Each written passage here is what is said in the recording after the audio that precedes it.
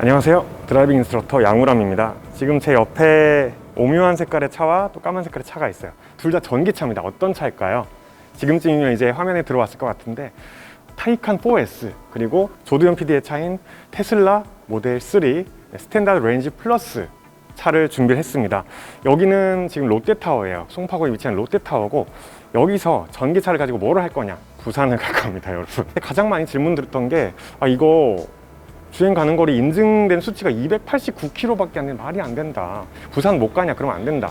제가 한번 가보도록 하겠습니다. 현재 타이칸 4S 같은 경우 지금 완속 충전 중이고 배터리 잔량 SOC를 한번 화면에 보여드리겠습니다. 98% 지금 충전된 상태고 이 상태로 410km 거의 이제 WLTP 수치에 맞는 그 정도 갈 수 있다고 되어 있어요, 분명히. 그러면 테슬라는 어쩔 것이냐? 지금 거의 100% 다 충전된 상태고 350km 주행거리 나타나 있습니다. 두 차 다 80% 이상 아예 100%까지 거의 다 채운 상태라서 똑같은 길을 똑같은 온도에 똑같은 주행 속도에 페이스에 완전히 두 차가 동일하게 가서 부산까지 한번 가보는 도전 해보도록 하겠습니다.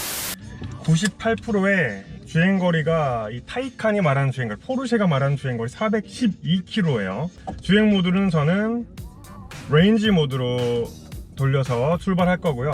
차량 세팅은 셰시 높이 같은 경우 지금 중간인데 이따가는 다시 낮출 겁니다. 주차장을 벗어난 다음에는 낮춰서 공기정을 최소화할 거고 회생제동, 악셀 오프했을 때 회생제동을 조금 강하게 켤 겁니다. 스포츠 사운드 켜서 그래도 재밌게 가야죠. 계기판 왼쪽에는 이제 구동력 분배, 앞바퀴, 앞에 모터, 뒤에 모터를 어떻게 지금 쓰고 있는지를 제가 표시되게 했어요. 그래서 이렇게 견인력이 필요할 때는 좀 앞바퀴를 많이 쓰게 돼 있고 정지해 있다가 출발할 때는 레인지 모드에서도 뒤에 모터를 좀 씁니다. 뒤에 모터가 아무래도 힘을 더 많이 낼 수 있게 돼 있어요. 물론 출력은 앞뒤가 같지만 갑자기 부산을 가게 되는데 이게 부산 프로젝트가 아니었어요, 여러분. 사실은 한 강원도 쪽까지 갔다가 오자 다들 이제 저녁 스케줄도 있고 그랬었는데 타이칸을 앞에다 두고 충전을 하면서 생각하다 보니까 이거는 한 김에 제대로 해보자.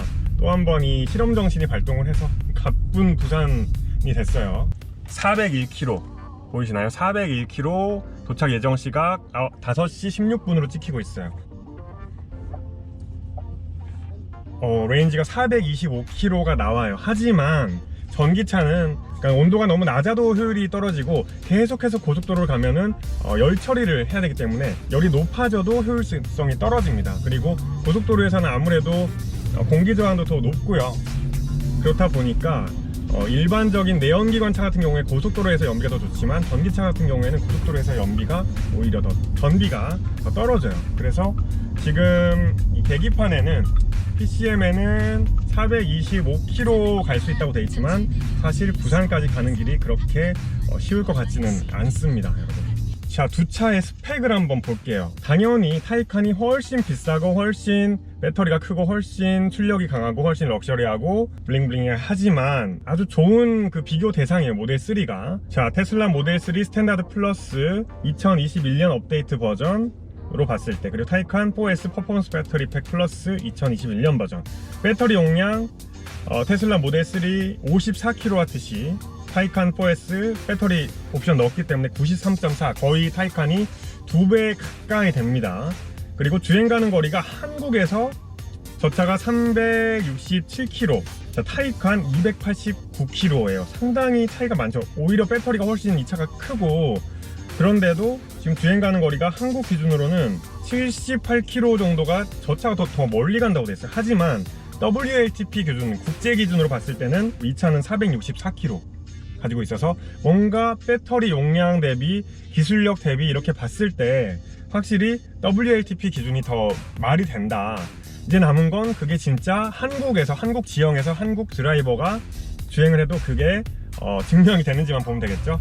그리고 출력 같은 경우도 2배예요. 저 차가 238 PS, 이 차가 오버부스트 시에 571, 오버부스트 안 하면 530마력이 나오기 때문에 2배가 넘지 한 2.5배 정도 되는 차이를 갖고 있습니다. 저 차는 후륜에만 모터를 하나 갖고 있고요. 후륜 구동, 이 차는 전륜에 하나, 후륜에 하나. 그래서 사륜 구동이지만 지금 같은 경우에 화면을 보면 앞바퀴로만 풀로 가고 있어요. 제가 악셀에 힘을 주지 않는 한, 아니면 뭐 오르막길 간다거나 출발을 할 때를 제외하고는 이렇게 순항을 할 때 앞바퀴로만 가고 있고, 방금 제가 악셀을 살짝 뗐을 때는 뒷바퀴로 다시 구동이 갔는데, 그거는 앞바퀴를 이용을 해서 회생제동을 해가지고 에너지를 얻어내느라고 지금 주행할 때는 뒷바퀴의 힘을 잠깐 쓰는 겁니다. 되도록이면 악셀 오프를 주로 하면서 효율적으로 주행을 해보도록 하겠습니다. 가격이 할인적인 차이가 나죠 사실. 하지만 그 가격의 차이로 포르쉐의 헤리티지와 프리미엄과 스포츠카로서의 성능, 한마디로 이 차 하나로 두 가지의 차의 맛을 낼 수가 있는 그러한 부분. 그리고 포르쉐지 않습니까?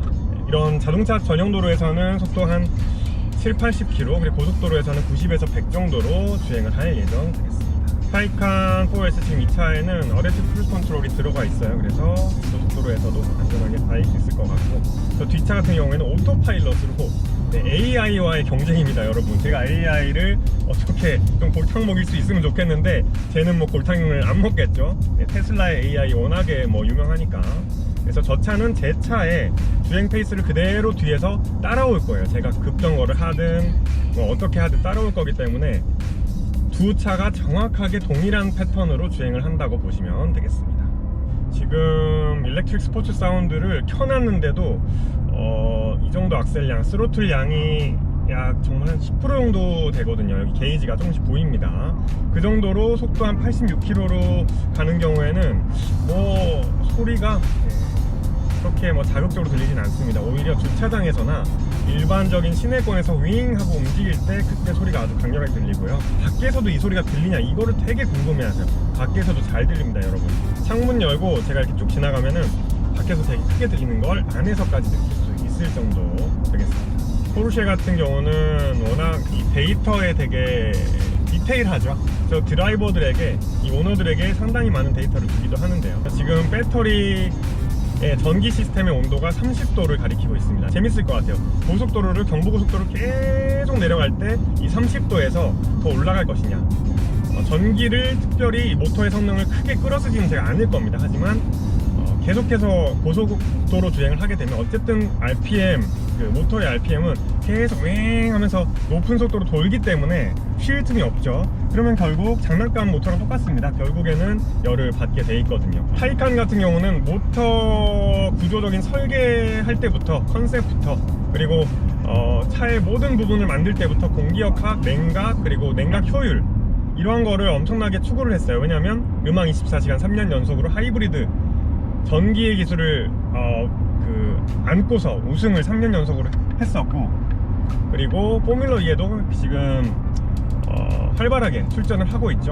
그래서 경기, 레이싱을 뛰어봤기 때문에 이게 과열이 됐을 때 금방 배터리의 그 소모량도 너무 많아져 버리고, 또 금방 주행거리가 줄어들어 버린다, 이런 걸 아는 거죠. 이 용산에서 출발한 차가 지금 부산까지 간다니. 포르쉐 센터 용산, 아마 강변북로 자유로 쪽 타시면서 많이 보셨을 겁니다. 그곳에서 시승차 지원을 해주셔서 저희는 지금 이런 아주 흥미진진한 도전을, 여행을 지금 해볼 수가 있어요. 이 자리를 빌어서 포르쉐 센터 용산 YSA에 감사드립니다. 네, 안녕하세요. 카리고TV 조PD입니다. 양우람 인스트럭터가 끌고 있는 포르쉐 타이칸을 기초차 가고 있어요. 저도 마찬가지로 목적지를 지금 부산 송정해수욕장에 있는 전기차 충전소로 찍었고요. 근데 저는 지금 보니까 목적지에 도착하기 위해 충전이 필요하다고 뜹니다. 이 차가 맨 처음에 출발했을 때 완전히 풀 충전을 하니까 주행거리가 한 350km 정도 나왔어요. 이 차는 스탠더드 레인지 플러스입니다. 그래서 일반 롱레인지나 듀얼모터가 달린 차들보다는 주행 가는 거리가 낮고요. 일단 타이칸의 페이스대로 똑같이 가기 위해서 지금 뒤에서 오토파일럿을 켠 채로 뒤쫓아가고 있습니다. 아무래도 고속도로를 달리다 보니까 회생제동 할 수 있는 기회가 많이 없어서 350km의 주행 가는 거리를 다 쓸 것 같고요. 왜냐면 지금 목적지까지 389km거든요. 그래서 저는 아무래도 중간에 휴게소에 들러서 충전을 한번 해야 되지 않을까 예상을 해봅니다.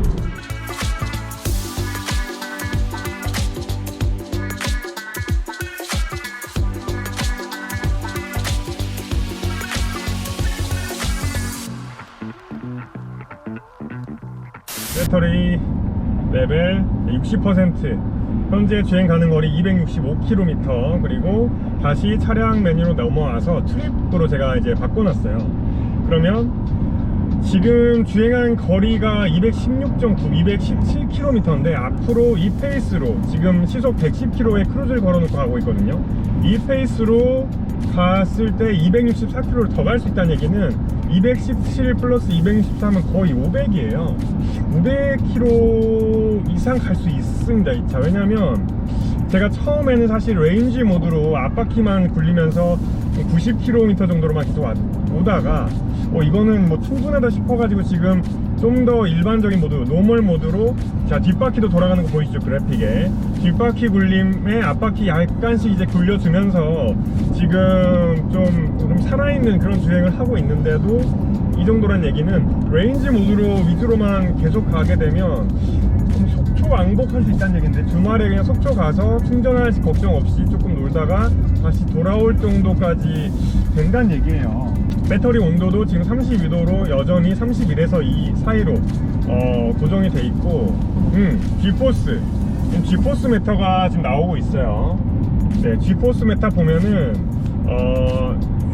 그러니까 오른쪽 왼쪽으로 이제 롤이 얼마나 생겼을지, 이제 옆으로 얼마나 쏠렸는지, 그리고 밑에 이제 나오는 숫자는 가속대 뜨는 숫자예요. 자, 보시면 가속을 하면 공이 밑으로 쑥 내려오죠. 그리고 그러면 반대로 위로 공이 올라가는 그 수치는 이제 브레이킹이겠죠. 브레이킹 G를 보면 0.18G까지 밖에는 생성이 안 됐습니다. 주행을 하고 지금까지.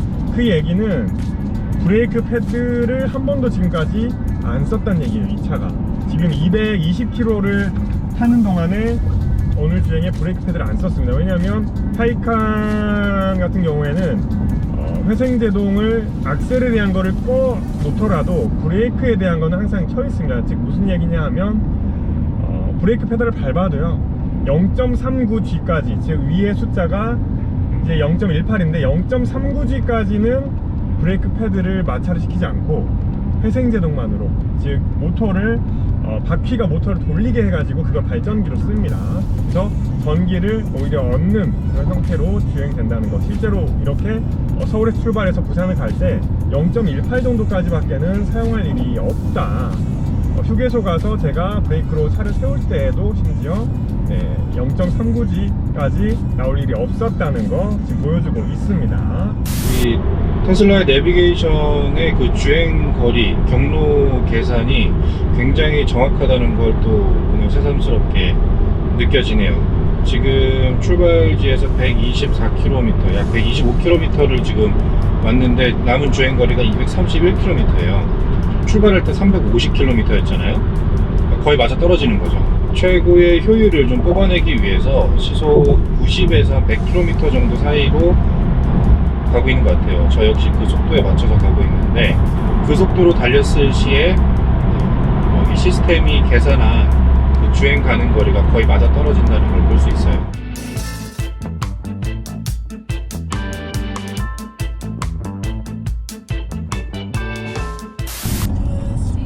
여러분, 잠이가 옵니다. 지금 배터리 잔량 SOC 50%고요. 지금 방금 배터리 온도 30도까지 떨어졌어요. 30에서 34에서 계속 지금 되고 있고, 제가 보니까 좀 회생제동이 일어날 때나 이렇게 내리막 할 때는 배터리 온도가 쑥 떨어지네요. 출발할 때 정차했을 때랑 거의 차이 없이 지금도 30도 이렇게 유지가 되고 있고, 지금까지 주행 시간 3시간 12분. 제 뒤에서 테슬라 모델 3는 드래프팅이라고 하죠. 뒤에 붙어가지고 공기 저항을 덜 받으면서 지금 잘 따라오고 있어요. 남은 잔여 거리, 주행 거리 218km이기 때문에 260에 218km 하면 400, 거의 80km죠. 그래서 이렇게 지금 크루즈 100km에 걸고 주행을 해도 480km다. 제가 지금까지 뒷좌석을 공조 장치를 켜놨었네요. 이거 전기 나갔겠네 이거. 진짜 이제라도 껐습니다 여러분. 네, 지금 주행 가는 거리는 100km 언더로 좀 떨어졌습니다. 그리고 남은 거리는 이제 150km 남아서 이제 가다가 휴게소에서 충전을 한번 저는 해야 될 것 같아요. 지금 타이칸 같은 경우는 뒤에서 지켜본 결과 초반에는 좀 이렇게 소극적으로 주행을 하다가 이제 목적지 이제 150km 남겨놓고 모르겠습니다. 좀 여유가 생겼는지 중간중간에 꽤 가속을 많이 하면서 가고 있어요. 저는 주로 이제 오토파일럿을 켜서 뒤따라가고 있는데요.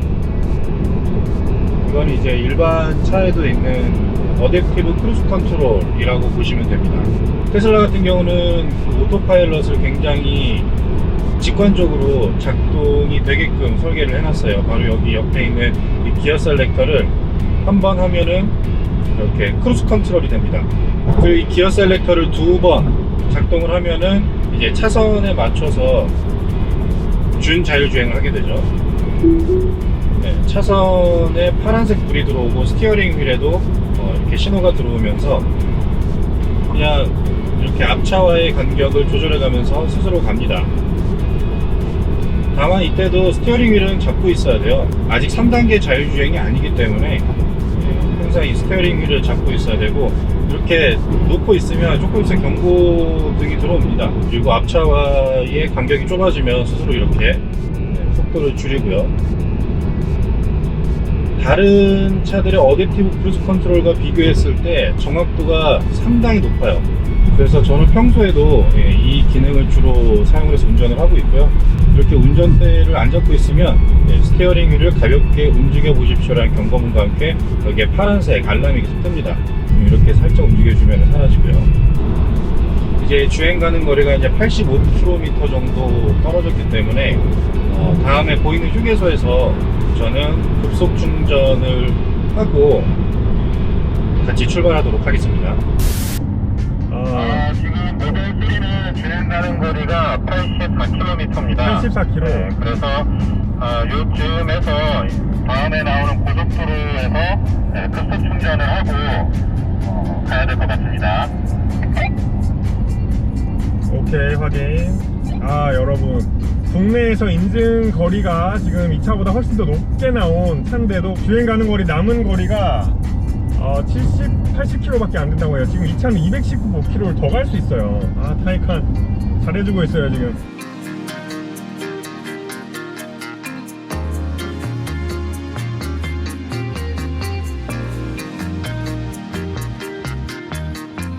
앞에 보이시나요? 건천 휴게소에 도착을 했고 500m. 다행히 충전기가 있네요.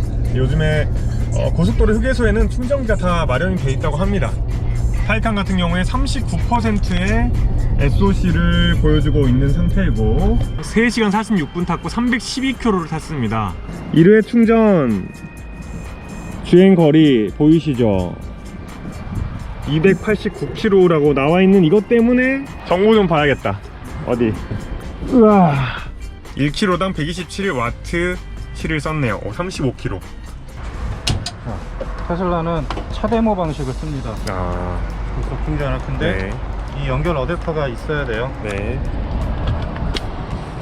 이렇게 해놓으면 급속으로 돌아갑니다. 9%가 현재 지금 남은 SOC가 9%였네. 저 차가 지금 39%인데 30% 정도나 더 차이가 나요.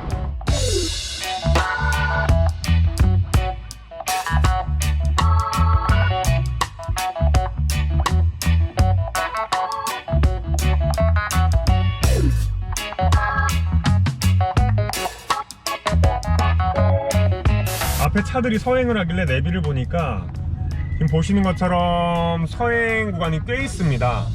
이제 도심권으로 들어왔다는 얘기죠. 그래서 고속도로에서 노멀 모드로 주행하다가도 도심권에서는 굳이 후륜을 많이 사용하는 어떤 승차감이나 다이나믹스나 아니면 어떤 크루징 능력 이런 게 필요 없기 때문에, 그리고 90km 이상으로 지금 주행할 일이 없죠. 그래서 주행 모드 같은 경우에 레인지로 다시 바꿉니다.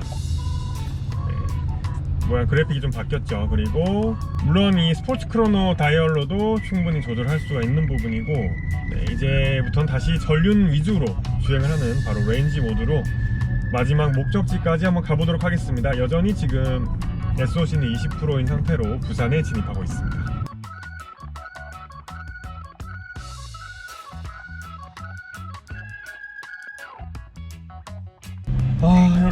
233m 남았습니다. 바닷소리 들리세요? 해가 지기 전에 왔네요.